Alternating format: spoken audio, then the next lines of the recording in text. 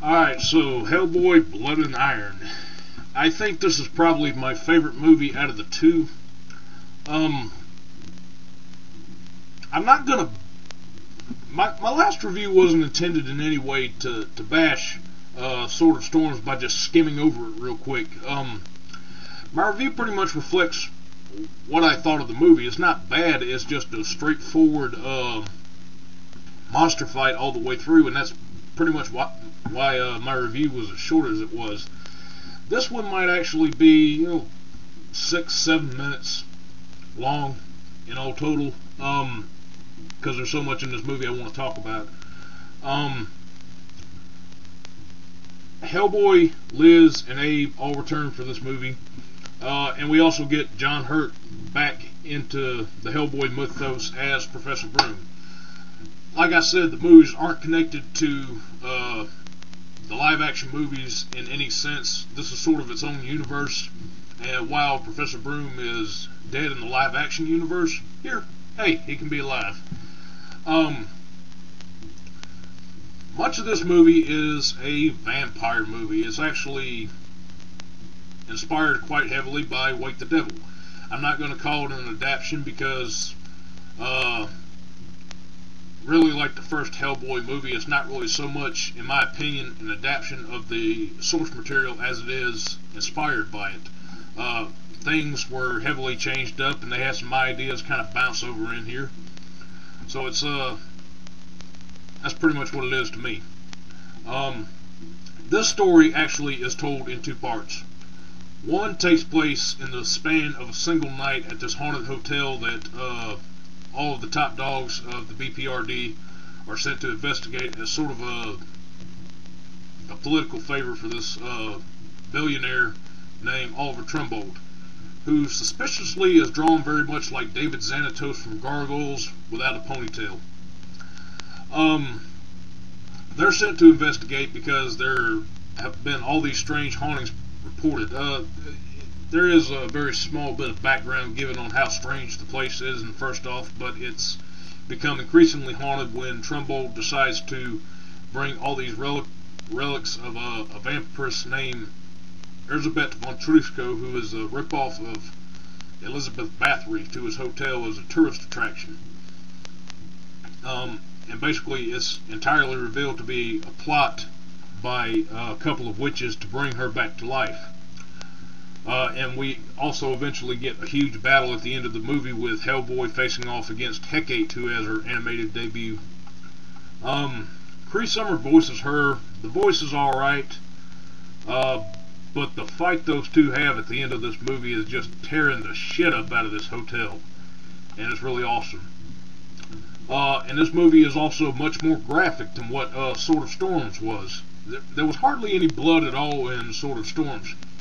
Here it gets, well, besides the fact that it is a vampire movie and there's heavy implications of the she-vampire torturing and excuse me, murdering many women so she can bathe in their blood. This actually gets pretty good, pretty graphic in all senses, especially when Hellboy suffers a very bad wound in the fight with Hecate. And all that's in one part of the movie. The second part is actually told in flashbacks. This is sort of an animated version of Memento that just happens to take place in the Hellboy story. There are flashbacks that actually play out to Broom's first mission. Broom's second mission was stopping the Nazis and actually winding up discovering Hellboy. His first mission, however, before he formed the BPRD, was helping in Eastern Europe against von Trusco's character, as she was terrorizing a village. But the difference is that, the final fight in between Broom and Elizabeth takes place at the start of the movie, and how he got there is told through small flashbacks interlined with the present day story. But I kind of felt at first that it hindered the movie down, but they actually bounce well off of each other, setting up things that happen in the course of the night in the present, which is actually kind of cool. And like I said, this is very much Broom's movie. had no problem with Sword of Storms because it was pretty much a straightforward monster fight, pretty much a straightforward Hellboy story. No twists in it whatsoever. This has a couple of very small twists in it. And because of how good this movie is to me, I must look at it with a little more of a critical standpoint than I did the first one. Excuse me. The only thing that I'm really disappointed with about this movie is the fact of not the fight between Hellboy and Hecate. That goes on for pretty much the last 10 minutes of the movie. I'm extremely disappointed because after Elizabeth is brought back to life, there's sort of a fight scene between her and Professor Broom, but it's very short.